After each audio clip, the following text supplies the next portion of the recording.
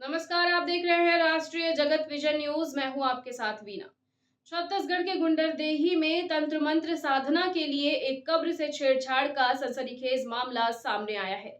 बताया जा रहा है कि एक मासूम बच्ची की कब्र के साथ छेड़छाड़ की गई है।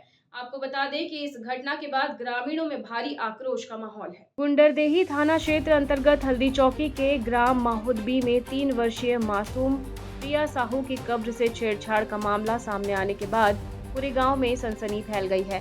घटना के बाद ग्रामीणों में दहशत और आक्रोश का माहौल है।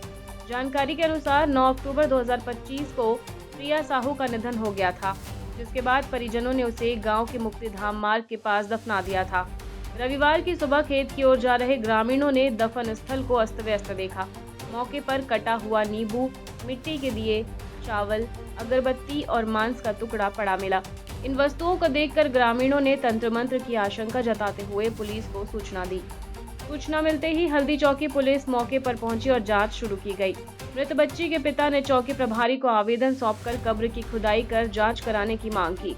मामले की गंभीरता को देखते हुए एसडीएम की अनुमति ली गई। दोपहर 2 बजे पुलिस, राजस्व अमले और ग्रामीणों की मौजूदगी में कब्र की खुदाई शुरू की गई। लगभग 4 फीट की खुदाई के बाद बच्ची का कंकाल दिखाई दिया।